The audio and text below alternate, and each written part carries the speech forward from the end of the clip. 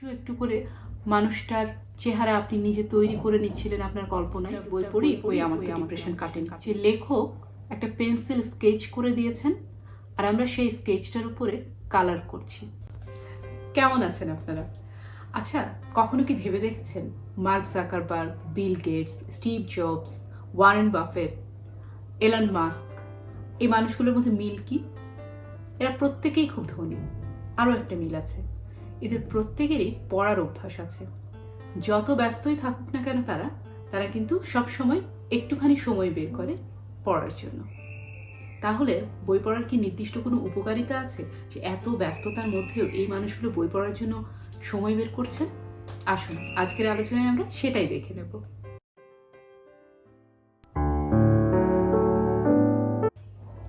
বই পড়ার অভ্যাস আমাদের ব্রেনকে অ্যাক্টিভ রাখে, কল্পনা শক্তিকে উজ্জীবিত করে। কিভাবে করে তার একটা উদাহরণ দিই। একটা অংশ আমি পড়ে শোনাচ্ছি। কোপাই নদীর প্রায় মাঝামাঝি জায়গায় যে বিখ্যাত বাঁকটার নাম হাঁসুলি বাঁক, অর্থাৎ যে বাঁকটায় অত্যন্ত অল্প পরিসরের মধ্যে নদী মোড় ফিরেছে, সেখানে নদীর চেহারা হয়েছে ঠিক হাঁসুলি গয়নার মতো। বর্ষাকালে সবুজ মাটিকে বেড় দিয়ে পাহাড়িয়া কোপাইয়ের গিরি মাটি, গোলা জলভরা নদীর বাঁকটিকে দেখে মনে হয় শ্যামলা মেয়ের গলায় সোনার হাঁসুলি। কার্তিক অগ্রহায়ণ মাসে জল যখন পরিষ্কার সাদা হয়ে আসে তখন মনে হয় রূপোর হাঁসুলি। এই যে অংশটা আমি যখন পড়ছিলাম তখন আপনি চোখের সামনে দেখতে পাচ্ছিলেন না? একটা ছবির মতো মনে হচ্ছিল, একটা ছবি, সেখানে হাঁসুলিটা কেন সাদা নদীর কারণে রূপোর হাঁসুলি, কেন সেটাকে মনে হচ্ছে সোনার হাঁসুলি, মনে হচ্ছিল না যেটা আপনি চোখের সামনে দেখতে পাচ্ছেন? আর একটা উদাহরণ দিই। এমন অবাঞ্ছিত বেশভূষায় কোনো পথিককে সচরাচর দেখা যায় না। লোকের বয়স 46-48, চেহারা বলিষ্ঠ, উচ্চতা মাঝামাঝি, কাঁধ দুটো চওড়া, মাথায় চামড়ার টুপি, পরনের জ্যাকেট, পায়জামা সবই ছেঁড়া। রোদে পোড়া মুখ থেকে ঘাম ঝরছিল। মাথাটা কামানো, দাড়ি লম্বা। ঘাম, রোদ, লম্বা যাত্রা, ধুলা সব মিলিয়ে তার চেহারার একদম শোচনীয় অবস্থা। আপনার মনে হচ্ছিল না যে আপনি লোকটাকে চোখের সামনে দেখতে পাচ্ছেন? এক একটা শব্দে, এক একটা বর্ণনায় একটু একটু করে মানুষটার চেহারা আপনি নিজে তৈরি করে নিচ্ছিলেন আপনার কল্পনায়। এই ধরনের বর্ণনাগুলো যখন আমরা পড়ি আমাদের ব্রেন অ্যাক্টিভলি কাজ করে একটা বই পড়ার সময়। অনেকটা ব্যাপারটা এরকম যে লেখক একটা পেন্সিল স্কেচ করে দিয়েছেন আর আমরা সেই স্কেচটার উপরে কালার করছি। কিন্তু যখন আমরা একটা ভিডিও দেখি বা একটা মুভি দেখি, এই বর্ণনাটা সেখানে কিন্তু থাকতো না। পরিচালক সরাসরি এরকম একজন মানুষকে নিয়ে এসে তাকে দিয়ে অভিনয় করাতেন, তাকে আমাদের সামনে প্রেজেন্ট করতেন। আমরা জাস্ট দেখে দেখে এটা ভাবতাম যে লোকটার অভিনয় ভালো অথবা ভালো না। কিন্তু এই যে সৃষ্টিশীলতাটা, লেখকের সাথে আমিও একটু একটু করে সৃষ্টি করছিলাম আমার কল্পনা দিয়ে চরিত্রটাকে, সেটাকে একটা মুভি দেখার সময় হয়। কারণ ওই সময় আমি কিন্তু একটা প্যাসিভ রিসিভার। এই কারণে বই পড়লে আমাদের কল্পনা শক্তিটা বেড়ে যায়। বই পড়লে আমাদের অনুভূতি প্রবণতা বাড়ে, এমপ্যাথি বাড়ে। যেমন আপনি রাস্তা দিয়ে যখন হেঁটে যান তখন অনেক ভিক্ষুককে আমরা রাস্তায় দেখি, অনেক অসহায় মানুষকেও অনেক সময় দেখি। পাশ কাটিয়ে আমরা কিন্তু চলে আসি, বাস্তব জীবনে হরহামেশাই সেটা করে থাকি। কিন্তু যদি আমার সামনে একটা গল্প এনে দেয়া হয় একটা ভিক্ষুকের সাইকোলজি থেকে, তার দৈনন্দিন যে চাওয়া, না পাওয়া, আকাঙ্ক্ষা, কষ্ট, এগুলোকে যদি একটা গল্পের মাধ্যমে প্রেজেন্ট করা হয়, সেই গল্পটা কিন্তু আমাকে কাঁদাতে পারে। অথচ বাস্তব জীবনের ভিক্ষুকটাকে দেখে আমি পাশ কাটিয়ে চলে গেছি। এটাই আর্টের শক্তি। আর ঠিক এই কারণে বই পড়াটা আমাদের জন্য জরুরি। একাত্ম বোধ করা, মানুষের কষ্টের সাথে, মানুষের আনন্দের সাথে, সেটা যদি কল্পিত চরিত্র হয় তবুও সেই কল্পিত চরিত্রগুলোর দুঃখ বেদনার সাথে একাত্ম হওয়ার জন্য বই পড়াটা জরুরি।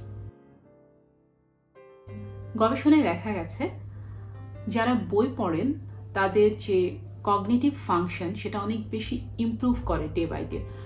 এর ফলে বার্ধক্যজনিত যে রোগগুলো মানুষের মধ্যে হয়, বিশেষ করে বিস্মৃতি প্রবণতা, আলঝেইমার ডিজিজটা অনেক মানুষের বয়সের সাথে সাথে এই রোগটা গ্রো করে। এই ধরনের রোগের প্রবণতাটা বই পড়ুয়া মানুষদের মধ্যে কম, কারণ ওই যে তাদের কগনিটিভ ফাংশনটা অনেক বেশি ইমপ্রুভ করে ডে বাই ডে। সাধারণত যারা বই পড়েন তাদের প্রকাশভঙ্গিটা অন্যদের চাইতে অনেকটাই এনরিচড হয়, কারণ তাদের শব্দ ভাণ্ডার বেশি, তারা বিভিন্ন রকম ওয়ে অফ এক্সপ্রেশনের সাথে পরিচিত। সে কারণে যখন তারা নিজেরা কথা বলেন বা কোনো কিছু লিখতে যান, কোনো কিছু বর্ণনা করেন, ব্যাখ্যা করেন, তখন সেটা 8-10 জনের চাইতে একটু আলাদা হয়, একটু হৃদয়গ্রাহী হয়। ব্যাংকের লাইনে দাঁড়িয়ে থাকতে গিয়ে, বাসের মধ্যে বসে থাকতে গিয়ে, যে কোনো রকম অপেক্ষার সময়টা আপনি খুব ভালোভাবে কাটাতে পারেন যদি আপনার সাথে একটা বই থাকে। ধরুন আপনি বাসে করে কোথাও যাচ্ছেন, ট্রাফিক জ্যামে আটকা পড়েছেন, যেটা হামেশাই হয় আমাদের নাগরিক জীবনে। তখন আমাদের কিন্তু খুব স্ট্রেসড লাগতে থাকে। আমরা যদি বাইরে বেশি করে তাকাই, বাইরে দেখতে থাকি যে গাড়িগুলো নড়ছে না, তখন আমরা এক ধরনের চাপ অনুভব করি। সেটা না করে যদি আপনি ব্যাগ থেকে বইটা বের করেন এবং বইটা পড়তে থাকেন, সময় কোথায় দিয়ে চলে যাবে আপনি টেরও পাবেন না। আপনার আশেপাশের বাসগুলো কতটুকু মুভ করলো কি করলো না সেটা আপনার দেখতে হচ্ছে না, আবার ওই সময়টা আপনার কাজেও লেগে গেল। তবে আপনি একটা প্রশ্ন করতে পারেন এক্ষেত্রে, যে বই ক্যারি করাটাও তো সমস্যা, তাহলে ব্যাগের ওজনও অনেক সময় বেড়ে যায়। অনেক সময় একটা মোটা বই হয়তো আমি বাড়িতে পড়ছি, কিন্তু সেটা ব্যাগের মধ্যে নেওয়া সম্ভব না। সেক্ষেত্রে খুব ইজি সলিউশন আছে। আপনার মোবাইলের মধ্যে যদি ইবুক থাকে, যেটা আমি প্রায়ই করে থাকি, কিন্ডাল ভার্সন পড়ে থাকি, ফলে আমার একটা কিন্ডালের মধ্যে, মোবাইলের মধ্যে সফট কপিতে দেখা যাচ্ছে যে 100 বই আছে, সেটা ক্যারি করতে আমার কোনোই অসুবিধা হচ্ছে না।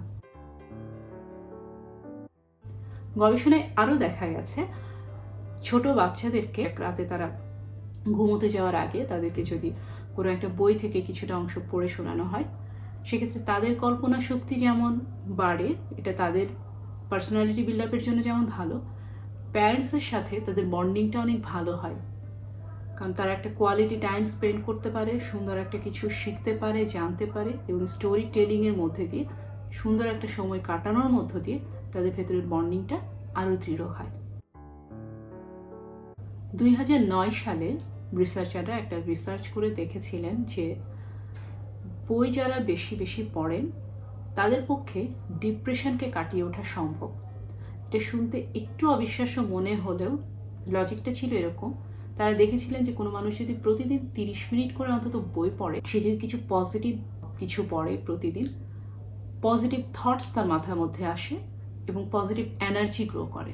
কারণ ইউজুয়ালি একটা ডিপ্রেসড মানুষ হয় তার মাথাটাকে সে ইনঅ্যাক্টিভ করে রাখছে, অথবা নেগেটিভ বিভিন্ন পসিবিলিটি, বিভিন্ন থটস দিয়ে ভরে রাখছে।